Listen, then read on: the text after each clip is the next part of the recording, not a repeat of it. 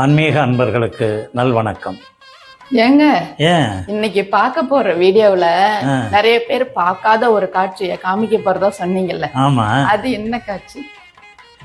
அதாவது அம்மணி, தைப்பூசத்து அன்னைக்கு சுவாமி மலையில முருகனுடைய வஜ்ரவேல் இருக்கே, அந்த வஜ்ரவேலுக்கு காவிரி ஆத்தங்கரையில திருமஞ்சனம் பண்ணுவாங்க. இதை பல பேர் பார்த்துருக்க மாட்டாங்க, அவசியம் பார்க்க வேண்டிய ஒரு காட்சி. இன்னொன்று, தீர்த்தவாரி விழா நடைபெறும், இதுவும் அவசியம் பார்க்கணும்.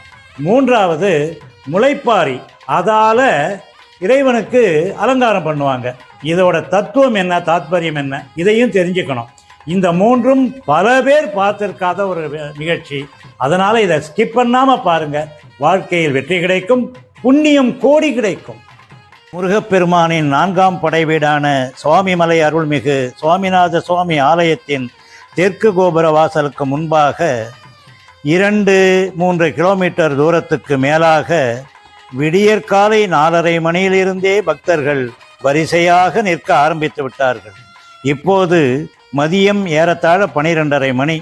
வெயிலோ மண்டையை பிளக்கிறது, மிக கொடுமையான வெயில்.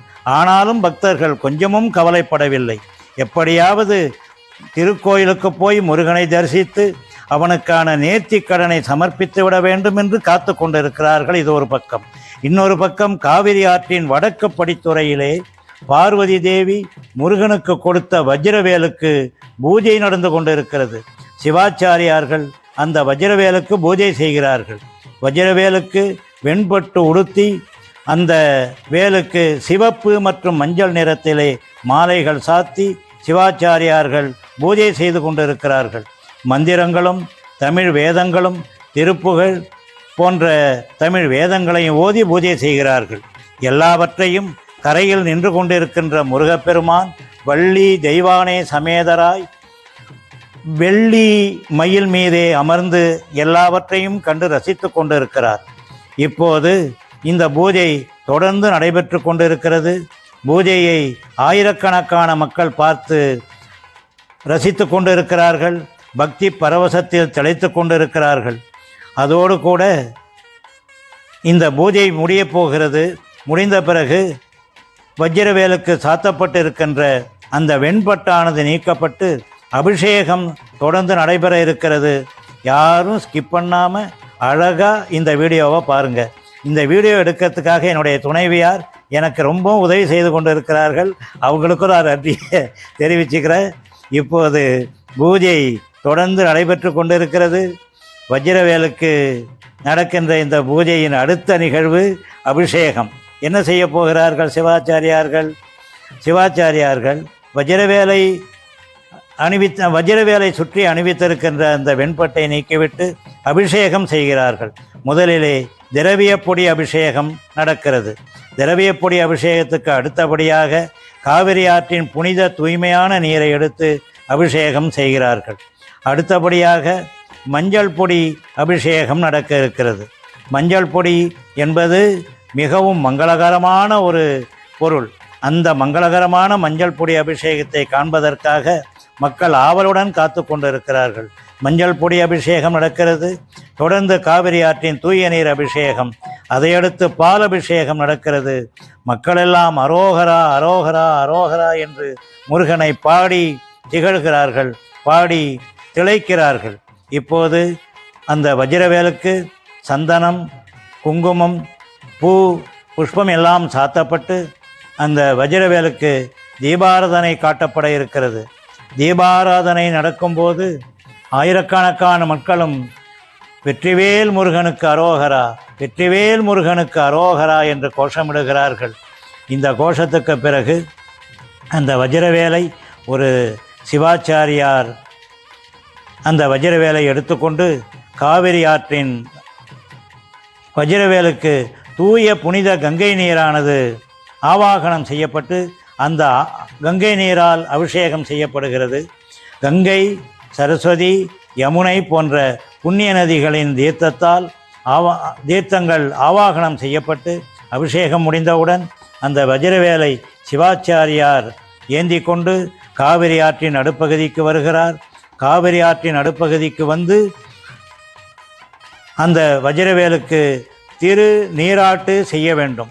காவிரி ஆற்றில் கொஞ்சம்தான் தண்ணீர் ஓடுகிறது. இருந்தாலும் கூடவே ஒரு உதவியாளர் வருகிறார். முருகப்பெருமானை வேண்டிக் கொண்டு மக்களெல்லாம் நலமோடு இருக்க வேண்டும் என்கிற பிரார்த்தனையுடன் இப்போது திருமுழுக்கு நடைபெற இருக்கிறது. சிவாச்சாரியார் மேற்கு நோக்கி நின்று திருமுழுக்கு செய்கிறார் 3 முறை. மக்களெல்லாம் அரோகரா அரோகரா அரோகரா என்று கோஷமிடுகிறார்கள். பக்தர்களும் இந்த புனித நீரில் மூழ்கி எழ வேண்டும் இந்த நேரத்தில். ஆனால் காவிரியிலோ தண்ணீர் குறைவாக இருக்கிறது, சூழலும் சரியில்லை. அவ்வளவு பேரும் காவிரியில் இறங்கினால் பாதுகாப்பு காரணங்கள் மிகவும் கஷ்டம். ஆகவே அதை செய்ய முடியவில்லை. அதற்கு பதிலாக ஒரு அன்பர் காவிரியின் இந்த புனித நீரை அள்ளி அள்ளி இந்த காட்சியை கண்டு கொண்டிருக்கும் மக்கள் மீது அள்ளி அள்ளி தெளிக்கிறார். அவர் நன்றாக இருக்க வேண்டும் என்று மக்களெல்லாம் அவரை வாழ்த்துகிறார்கள். இந்த வஜ்ரவேலை வேறொரு உதவியாளர் எடுத்து சென்று காவிரி படியிலே வைத்து அதற்கு மீண்டும் பூஜை செய்கிறார்கள். இதையெல்லாம் கரையில் நின்று கொண்டு பார்த்து கொண்டிருக்கின்ற எம்பெருமான் ரசித்து கொண்டே இருக்கிறார். இப்போது முளைப்பாரி, அதாவது முதல் நாளே ஊற வைக்கப்பட்ட நவதானியங்கள் மற்றும் மூலிகை விதைகள் எல்லாம் நன்றாக விளைந்திருக்கின்றன. அந்த முளைப்பாரியை சிவாச்சாரியார் சுத்தம் செய்கிறார், மண் போக சுத்தம் செய்கிறார். இந்த முளைப்பாரியின் தத்துவம் என்ன? விதை எப்படி முளைத்து ஒரு செடியாக வளர்கிறதோ அதே போல முருகா, ஒரு தாயின் வயிற்றிலே கருப்பையிலே நீ கருவாக வளர்ந்து அந்த பெண்மணியை தாயாக பதவி உயர்வு கொடுக்க வேண்டும். அது உன்னுடைய கருணையால் தான் நடக்கும் என்று அருணகிரிநாதர் சொல்லுவது போல, தமது திருப்புகழிலே சொல்லுவது போல, செகமாயை உற்று என் அகவாழ்வில் வைத்த திருமாது கர்ப்பம் உடலூரி என்று அருணகிரிநாதரே பாடியிருக்கிறாரே. அதே போல குழந்தை பாக்கியம் வேண்டுவோர் இந்த முளைப்பாரி இந்த நிகழ்ச்சியை காண வேண்டும்.